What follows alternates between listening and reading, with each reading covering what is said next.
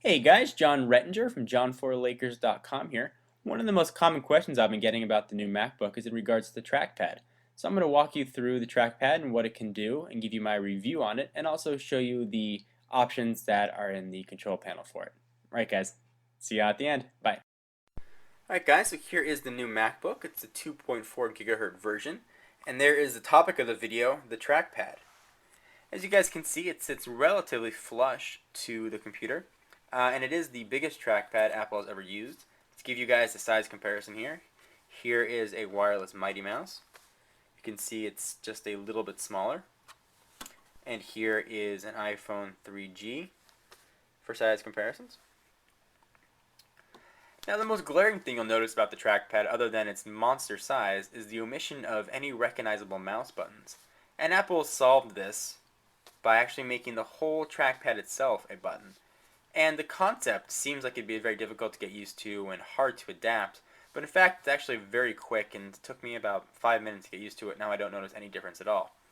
The whole trackpad, like I said, is actually a button. You click anywhere you like, and just like a simple left click.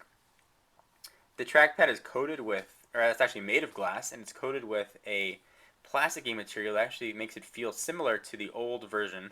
But there's much less friction on your finger, which actually makes for nice and easy scrolling. If you like to right click, which most people do like to do, you can just use 2 fingers and click, and you get your right click options. I'll show you guys what that looks like. So I'm tapping 2 fingers on the trackpad, and there's my right click. Nice and easy. We'll make that go away here. Trackpad is very nice. I haven't had any issues with it.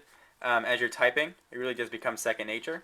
You just tap your thumb right where you used to where the old mouse buttons were. As you're scrolling, it's a simple tap. I really noticed no difference whatsoever. You get a lot of options for customizing found in the system preferences, and I'll walk you guys through all that and show you what that looks like. But the multi-touch works fantastically. Scrolling is nice and easy. 2-finger scrolling flows very quickly across the trackpad with the new reduced friction.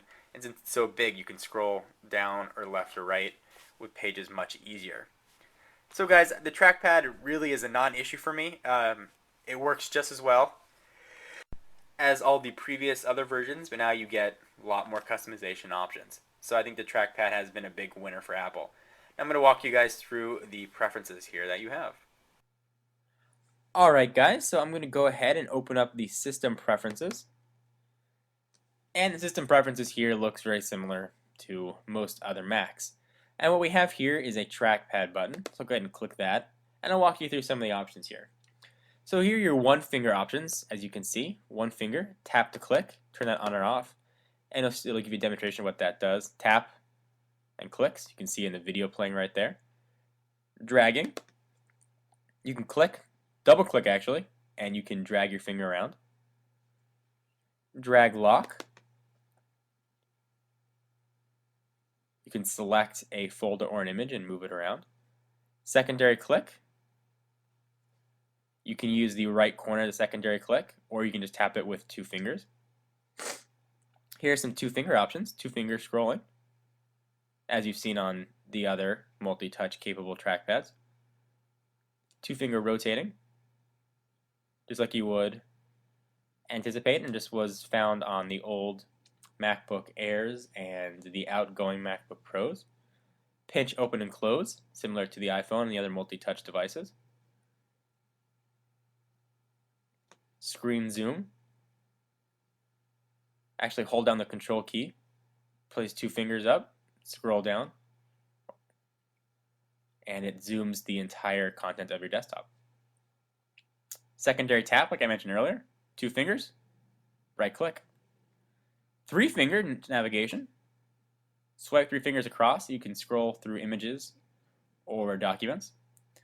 And the 4 fingers are actually one of the things that I've been finding most useful, surprisingly. Swipe down for expose, which is very useful. Swipe left to right, and you actually get an application switcher, and you can close them right from there. So let's go back. Swipe down for expose, and if you swipe up, it will close expose. If you swipe up again, As you can see right there, it clears your desktop, which is a very handy feature.